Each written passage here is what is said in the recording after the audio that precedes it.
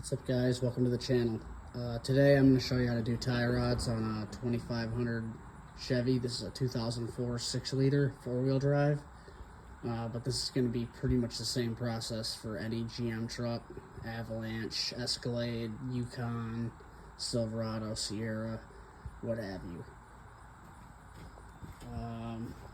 The first thing you'll need is a 22mm socket to take your wheel off. And looks like on these 2500s, this nut is a 21mm. But I'm going to show you something that is a problem sometimes on these older trucks. Start to rust, tie rods are worn out, etc., etc. See how the stud spins with the nut? So there's not going to be a good way to get that off. So we're going to have to cut it off, unfortunately. So you'll take your cutoff wheel. I actually jack it up. That way I got a little bit of space to slide in there.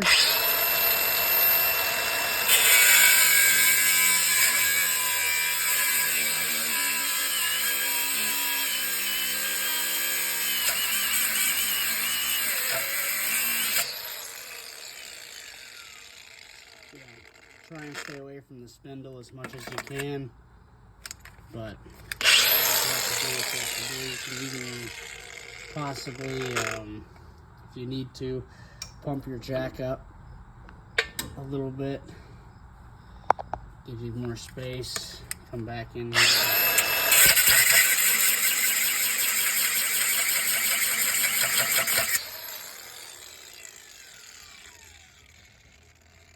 Keep in mind you're right by the brake shield too. So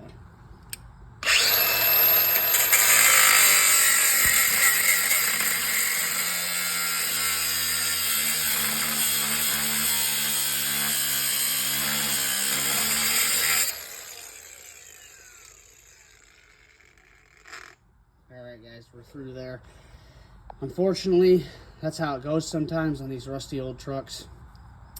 You know, they break and they wear out and stuff rusts together, blah, blah, blah. So just, you know, do your best to stay away from that spindle. If you take a little bit off of it, not a huge deal. So now that tie rod will drop right out. So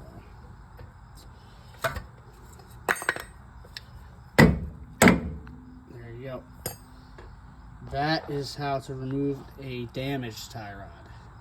So I'm going to do a full video on this truck, and we're going to do the other side, and we'll see if it turns out the same. Alright guys, now that we have that outer out of the spindle, we're going to come under here, and I'm going to show you a trick with these. A lot of guys will take a wrench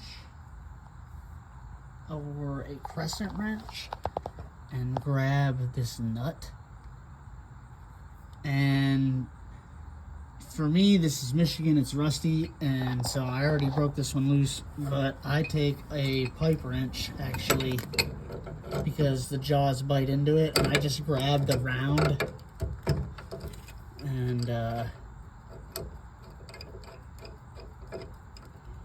bite into it and spin it, because I don't like battling with wrenches and slipping off. And since these tie rods are junk anyway, I use a pipe wrench. So, until it spins pretty freely. Alright guys, so real quick I'm going to show you how to align these. You can take a tape measure and you can measure the whole thing if you want. Or you can just measure the lip from this one to the end, but I don't like doing that because it's hard to hold the tape straight the whole time, and you know, it just makes room for error basically. So what I do usually is I just take my tape and I'm going to measure these threads on the shaft here, and those are measuring at just under 1.25 inches. So then in relation to this tie rod, I would throw on the end a little bit, just so I can hold on to it and stuff. And then I would measure this distance as well that we just measured over there. And that is just at 1.25 inches. So I'm going to turn it just a tiny bit more because that one is just under 1.25 inches.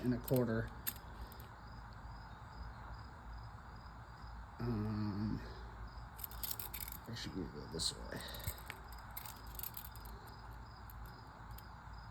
No, just a little bit more. And that is about the same, 1.25 inches. On the money, we're just a little bit short, and that is exactly how that tie rod is. So now what I would do is tighten this all the way down to that location. Keep going, keep going, keep going. And then we would just put the lengths up and make sure they pretty much match up, and they do there. So, all right, now that our tie rod is assembled, we can go ahead and spin it in there. All right, so now that we've got our tie rod in there, we're gonna come underneath, we're gonna tighten that one bolt that's up underneath.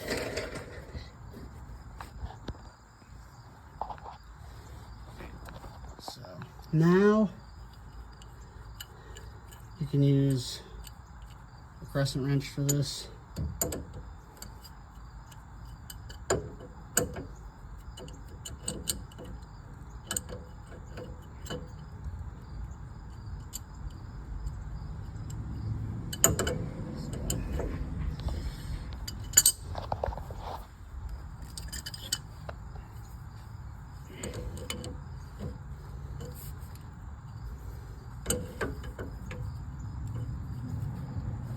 So, tighten. Feels like it's pretty well on there, but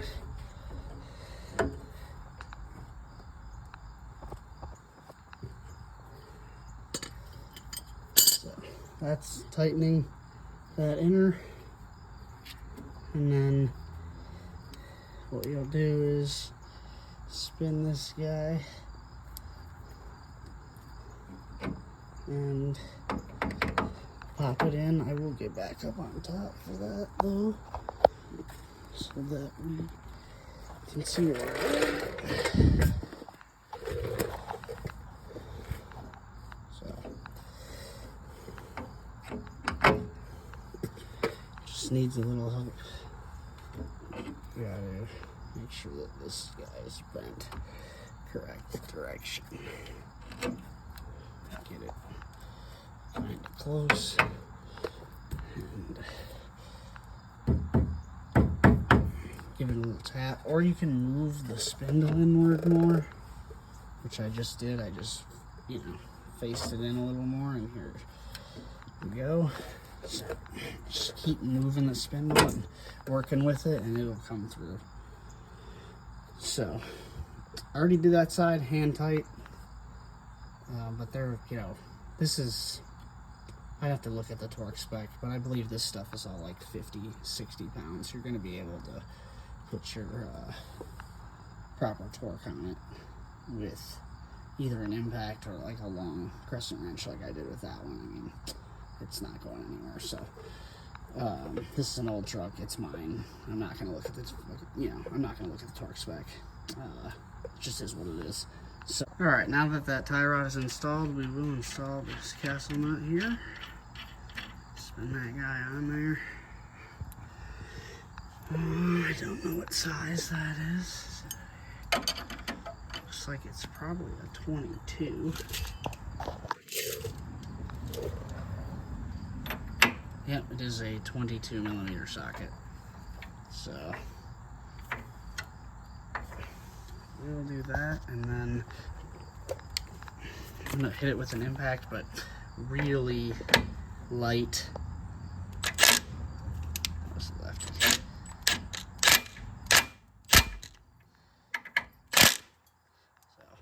that's probably good. You know, this is a cotter pin bolt anyway, so it's not going anywhere. And yeah, you just take the cotter pin and bend it in.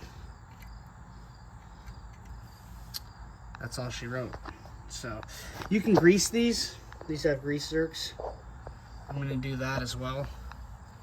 And then you still need an alignment. So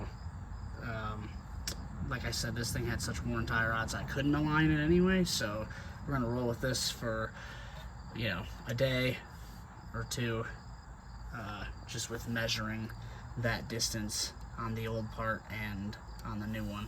That'll get you by for a while, but I would recommend getting an alignment. Alright guys, we're on the driver's side. I did say I was done, but I also said I was going to run you through the other side as well. I'm not going to spend too much time over here explaining what's going on because it's the same as the other side.